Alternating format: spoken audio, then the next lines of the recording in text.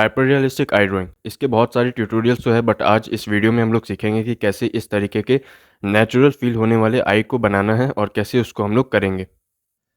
सबसे पहले बात करेंगे कि टूल्स कौन कौन से यूज़ करने हैं। तो मेरे पास जो है इस वक्त आर्टलाइन का पेंसिल है, एक है 2B का, एक 4B और एक 8B का। 6B भी आप लोग कंसिडर कर सकते हैं, बट हम यहाँ पे 8B का कंसिडर कर रहे हैं ताकि वीडियो में थोड़ा सा डार्क दिखे।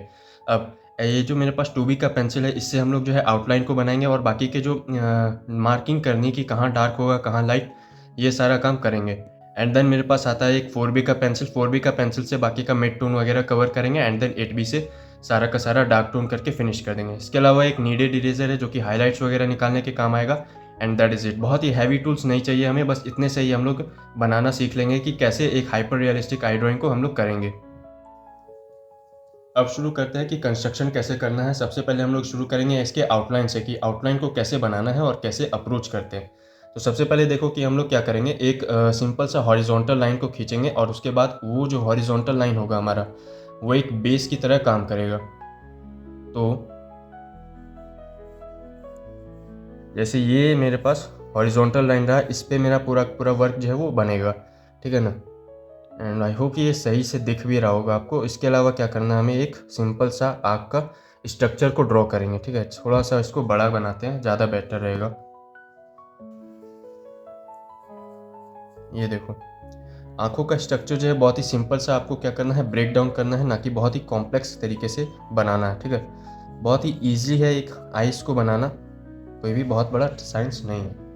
फिर आता है ये बीच का हिस्सा। ये जो बाहरी ढांचा जब आपका बन जाता है तब आपको बीच का हिस्सा बनाना है, जहाँ पे हम लोग सिंपल एक सर्कल को बनाएंगे और बहुत ही स्ट्रेट फॉरवर्ड सर्कल बनाएंगे।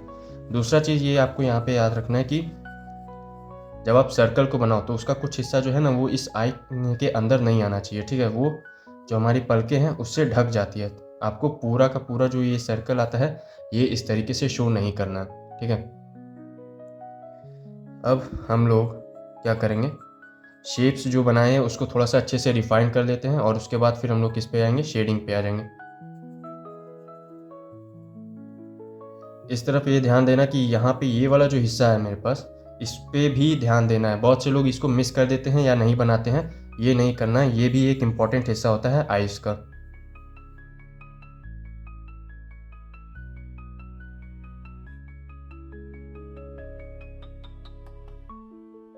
तो ये रहा हमारा बेसिक सा आई का स्ट्रक्चर। अब हम लोग बात कर लेते हैं कि शेडिंग कैसे करना है, कैसे अप्रोच करते हैं और किस तरीके से हम इसको लेके जाएंगे। तो सबसे पहले इस चीज़ को ध्यान दो कि जब आप शेडिंग कर रहे हो, तो जैसे मेरे पास अभी 2B का पेंसिल पकड़ा हुआ है, इससे हम लोग सबसे जो प्योर डार्क एरिया है, सबसे डार्क, मिड टोन नहीं, हाईलाइट नहीं, जो सबसे डार्क एरियाज है उनको कवर कर लेंगे एक मार्किंग की तरफ। फॉर एग्जाम्पल जैसे कि ये जो ऊपर वाला हिस्सा है, आँखों की जो पलकें होती हैं, उससे ये वाला हिस्सा क्या होगा, डार्क होगा। तो हमने ये एक मार्किंग सा लगा के रखा है यहाँ पे कि ये डार्क होना है। फिर ये वाला हिस्सा भी थोड़ा सा डार्क आएगा, तो यहाँ पे हमने कर लिया। अब जैसे ये वाला हिस्सा है, ठीक है, हम इसको क्या करेंगे कि थोड़ा सा ऐसे करके लेके जाएंगे और ये वाला हिस्सा क्या होगा, हमारा डार्क होगा।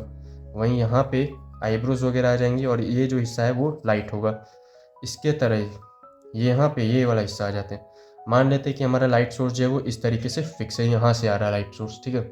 तो उस हिसाब से ये वाला हिस्सा भी क्या होगा, डार्क हो जाएगा, ठीक है। तो इस तरीके से हमने क्या किया, सबसे पहले ब्रेक डाउन कर लिया कि कहाँ कहाँ पे प्योर डार्क एरिया होगा, ठीक है। मिड टोन को भी नहीं देखना है और हाइलाइट्स को भी नहीं देखना है, सिर्फ प्योर डार्क एरियाज को देखना है। अब इसके बीच का बात करें तो इस आई बॉल जो है, ये जो आइरिस है, इसके ठीक सेंटर पे हमारा आता है प्यूपिल। तो यहाँ पे हमने प्यूपिल की एक मार्किंग सी कर दिया और प्यूपिल जो है पूरा गोल आपको बनाना है, ठीक है। और इसके अलावा आइज़ है, इसमें थोड़ा सा रिफ्लेक्शन भी आएगा। रिफ्लेक्शन बनाते टाइम आपको ये ध्यान रखना है कि बहुत से लोग क्या करते हैं, जैसे यहाँ पे हम दिखा रहे हैं, इस तरीके से शेड करते हैं, यहाँ पे एक छोटा सा हिस्सा छोड़ देते हैं और बाकी हिस्सा में नहीं करते।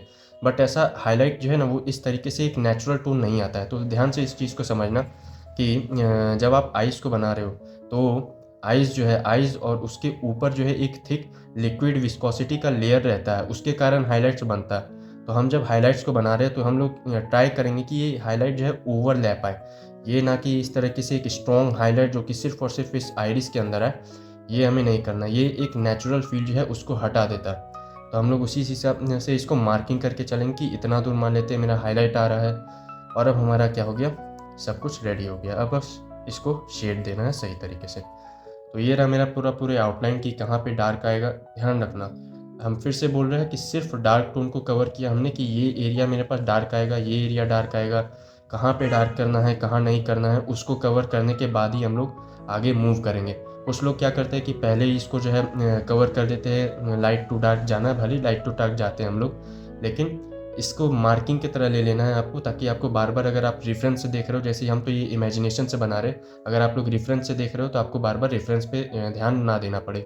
शुरुआत हम लोग किससे करेंगे, इस आइरिस को कवर करेंगे। आइरिस के लिए हम लोगों ने क्या किया है, एक 4B का पेंसिल लिया है और एक 8B का पेंसिल लिया है। तो 8B के पेंसिल से हम लोग क्या करें, सबसे पहले ये जो बीच का हिस्सा है जिसको हम लोग पपिल बोलते हैं उसको करेंगे। और ये जो पपिल होता है वो पूरा प्योर ब्लैक होता है, ठीक है। तो इस बात का ध्यान रखना है आपको, यहाँ पे कोई भी तरीके का हाईलाइट वगैरह यहाँ पे नहीं छोड़ना है। ये पूरा क्या होगा, डार्क एरिया होगा और हमको उसी तरीके से कवर करना है। अब 4B का जो पेंसिल लेंगे और ऊपर से स्टार्ट करेंगे। अब देखो आंखों की पलकों है, ठीक है ना, पलकों के कारण क्या होता है कि यहाँ पे एक डार्क एरिया जनरेट हो जाता है। तो हमें उस बात का ध्यान रखना है कि ये एरिया डार्क होगा। पहले हम लोग करके दिखा देते हैं कि कैसे क्या करना है, उसके बाद ही हम लोग बात करेंगे।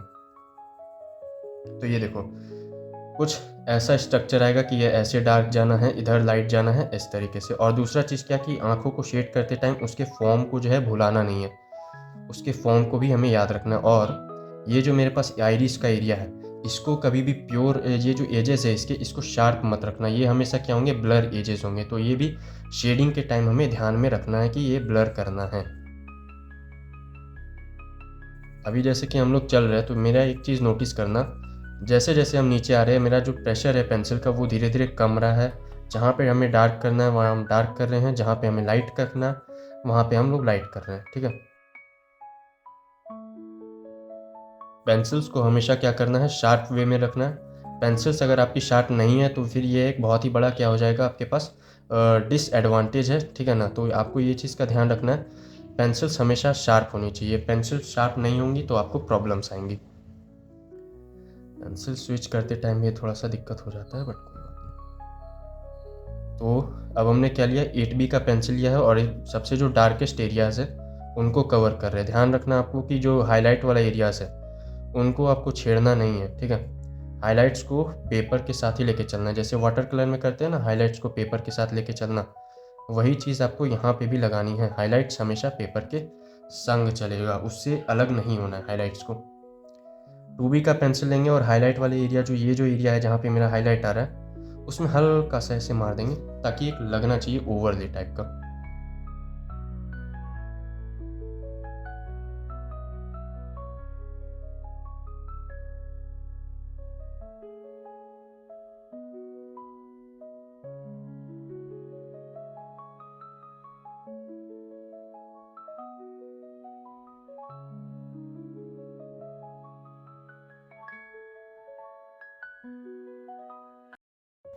अभी यहाँ पे हमने क्या किया, इस वाले बीच वाले हिस्से को कंप्लीट कर लिया है। अभी इसमें और भी काम करना बाकी है, जो कि हम फिनिशिंग के टाइम जाते जाते काम करेंगे। बट अब बात कर लेते हैं इस वाले स्क्लेरा, ये जो मेरे पास पोर्शन है इसको बोलते हैं स्क्लेरा। अब इसको जो हमें प्योर वाइट नहीं छोड़ना, ये प्योर वाइट नहीं होता है, तो हमें इस बात का ध्यान रखना है। हम लोग क्या करेंगे, सबसे पहले ये 2B का जो पेंसिल है इससे जो है सिर्फ और सिर्फ लाइट वाला काम कर रहे हैं, ठीक है। हल्का हल्का इसको चला के लाइट बनाना है, ठीक है। बहुत ही बड़ा काम नहीं है करना है आपको। और ये जो ऊपर का हिस्सा है ये एज इट इज़ हल्का सा डार्क रहेगा। 4B की पेंसिल अब पकड़ेंगे, 4B की पेंसिल अब पकड़ लेते हैं और यहाँ पे हम लोग क्या करेंगे, इसके मिड टोन्स को बनाना स्टार्ट कर देंगे, ठीक है ना। आपको बहुत ही अच्छे से इसको क्या करना है, शेड करना है, बहुत ही हड़बड़ाना नहीं है। लाइट सोर्स क्या है मेरे पास, फिक्स है। मैंने पहले ही यहाँ पे क्या किया था, बल्ब लगा के लाइट सोर्स को फिक्स कर दिया है, उसी लाइट सोर्स के बेसिस पे हम लोग यहाँ पे चलेंगे, ठीक है। अब यहाँ पे ये जो बीच का हिस्सा है इसको मत भूल जाना, ये वाला हिस्सा भी बहुत ही ज़्यादा ज़रूरी होता है एक रियलिस्टिक ड्राइंग को बनाने के लिए, ठीक है। अब यहाँ पे हमको थोड़ा सा 6B पेंसिल का याद तो आ रहा है, बट कोई बात नहीं, हमने नहीं लिया 6B पेंसिल, इट्स ओके। ये जो एरिया हमने बोला था कि इसको ब्लर रखना है हल्का हल्का, इसके जो एजेस हैं वो यहाँ पे काम आते हैं। एजेस को इसके साथ क्या करो, मिक्स कर दो, दैट इज़ इट। अब ये तरीका जो है ना बहुत ही एडवांस तरीका है, जो कि शायद ही कोई बताएगा, क्योंकि यूट्यूब पे बहुत सारी वीडियोस जो है भरे हुए हैं और कोई भी नेचुरल फील नहीं लेके आ पाता है जल्दी आइस के अंदर। और वो नेचुरल फील की यहाँ पे बात कर रहे हैं, तो इसलिए ये वाला जो है मेथड हम यहाँ पे यूज़ कर रहे हैं। हल्का सा इसको थोड़ा सा अच्छे से बना दें, ठीक है। तो ये हो गया मेरे पास कि दो हिस्से, एक हो गया बीच का हिस्सा और एक हो गया ये मिडल वाला। अब बात कर लेते हैं कि बाहर ये जो हिस्सा है इसको कैसे कवर करेंगे। अपर वाला जो मेरे पास पलक है आँख का, वो कैसे कवर करना है। तो सबसे पहले हम क्या करते हैं कि ये जो लाइनिंग है इसको हम लोग यहाँ पे टारगेट करेंगे। सबसे पहला काम, इस लाइनिंग को टारगेट करो और इसको कंप्लीट करो। दूसरा चीज़ क्या कि बहुत लोग क्या करते हैं कि ये जो लाइनिंग है इधर आते आते ये देखो नज़दीक हो रहा है ना, ये आपको नहीं करना। इधर आते आते नज़दीक ना करके इसको क्या करो, डिसअपियर कर दो, ठीक है। और अब इसमें भी वही काम करेंगे। सबसे पहले डार्क टोन जो है हमने यहाँ पे ये इतना इतना जो है डार्क टोन हमने पहले ही बना रखा था, उसको कवर करेंगे। और ये जो लाइट वाला एरिया है उसको छोड़ते हुए चलेंगे। पेपर के साथ ही हमें हाईलाइट्स को निकालना है, ये बात ध्यान रखना आप लोग। तो ये रही हमारी 4B की पेंसिल और आराम आराम से आपको इसको करना है। अगर आप पहली बार कर रहे हो तो ऑब्वियसली आपको आराम से ही करना है, हड़बड़ाना बिल्कुल भी नहीं है। अब यहाँ पे देखो, ये जो हिस्सा है आँखों का, आईब्रो और इसके नीचे, ये हिस्सा थोड़ा अंदर के साइड होता है, जिसके कारण क्या होगा, यहाँ पे डार्क एरिया आ जाता है। डार्क टोन हमें यहाँ पे यूज़ करना होता है। और ट्राई करो कि ये दोनों डार्क टोन जो है आपस में मिल जाए, बट ये जो लाइन है आपका, ये फिर भी विजिबल रहे, इतना डार्क इसको रखना है, ठीक है। तो इस तरीके से अप्रोच लो और इसी तरीके से आप लोग अगर करते हो तो ये वाला काम भी आपका आसानी से हो जाएगा। तो अभी तक देखना, एक चीज़ नोटिस करना कि अभी तक हमने ब्लेंडिंग स्टम्प को यूज़ नहीं किया है। और रीज़न भी यही है कि जब आप बिगिनर होते हो और उस टाइम अगर आपने ब्लेंडिंग स्टम्प को यूज़ किया, देन आप लोग समझ रहे हो इस बात को कि ब्लेंडिंग स्टम्प क्या करता है, एक तरीके से आपके वैल्यू जजमेंट को जो है ख़राब करता है। रीज़न इसका ये है कि जब आप बिगिनिंग स्टेज में होते हैं आपको वैल्यूज़ को अंडरस्टैंडिंग बनानी होती है, और उस टाइम अगर आप लोग ब्लेंडिंग स्टम्प का यूज़ कर रहे हो, इसका ये मतलब होता है कि आपकी ब्लेंडिंग स्टम्प जब आप यूज़ करोगे तो जो आपका शेडिंग है, शेडिंग में जो आपने वैल्यूज़ को यूज़ किया है वो वैल्यूज़ जो है थोड़ी थोड़ी कम जाती है उसकी इंटेंसिटी, जिसके कारण आपको लगता है कि आपने जो है शेडिंग गलत तरीके से की है, बट ऐसा नहीं होता है। तो इस बात का भी ध्यान रखना और प्रेशर जो है बहुत ही सावधानी से करना, ठीक है ना, क्योंकि मेन जो है वो है प्रेशर का खेल, ठीक है। आपने कौन सी शेड की पेंसिल यूज़ की है ये भी ज़्यादा मैटर नहीं करता, अगर आपने प्रेशर जो है वो गलत तरीके से यूज़ किया है तो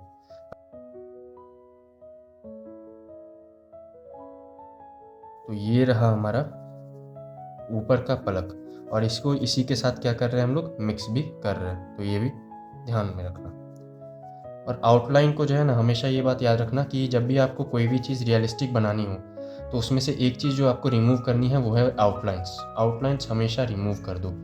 अब ये बात जो है लियोनार्डो दा विंची ने भी अपने बुक में कहा है कि अगर आपको कोई भी चीज़ हाइपर रियलिस्टिक या रियलिस्टिक वे में लेके जाना है तो आपको आउटलाइंस को रिमूव करना पड़ेगा।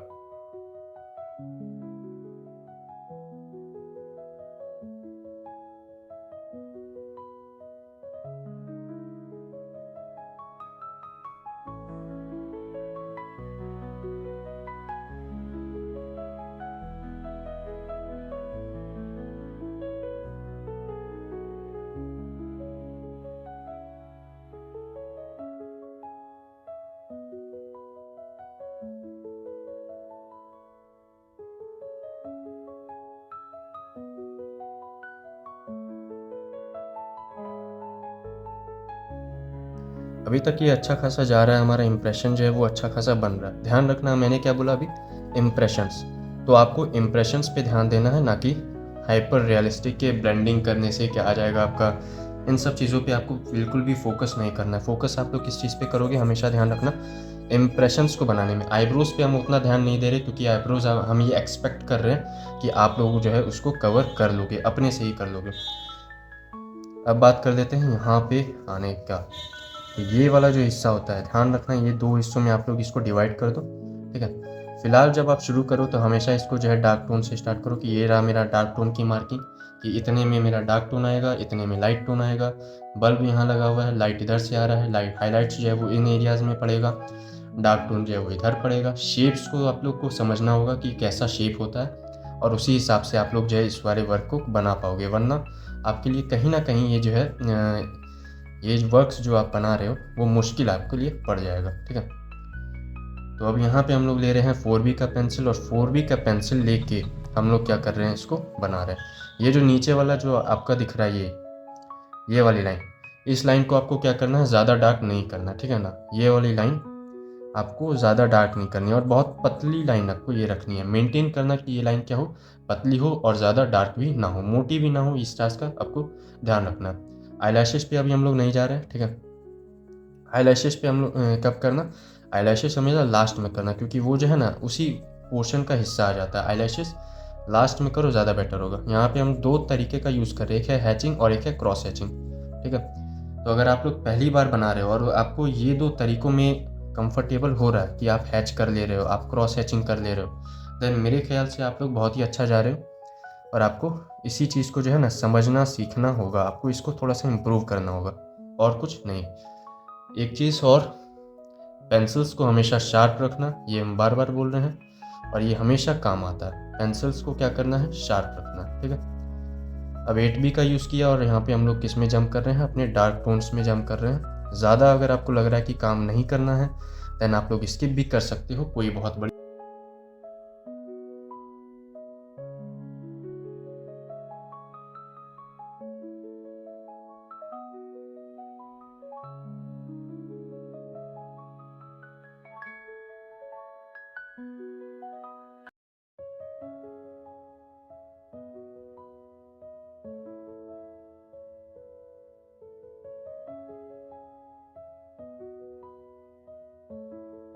अभी हम लोग बात करेंगे आईलैशेस के बारे में कि आईलैशेस को कैसे कंप्लीट करना है। तो अब देखो आईलैशेस का स्ट्रक्चर होता कैसा है। मान लेते हैं ये मेरे पास क्या है, एक अपर वाला आई का ये मेरे पास क्या है, अपर हिस्सा है। तो यहाँ पे आईलैशेस को आप क्या करते हो, बहुत से लोग इस तरीके से इसको बनाते हैं, ये रॉन्ग तरीका है, ये गलत तरीका है। आईलैशेस जब आप ये वाला पोर्शन जब आप आते हैं, आइस को इस तरह से डिवाइड करो और इधर वाले पोर्शन पे आ जाओ। जब आप आइस के इधर वाले पोर्शन पे आएंगे तो आईलैशेस जो है वो बाहर की साइड निकलती है, ठीक है, इस तरीके से कुछ हद तक और ऐसे, ठीक।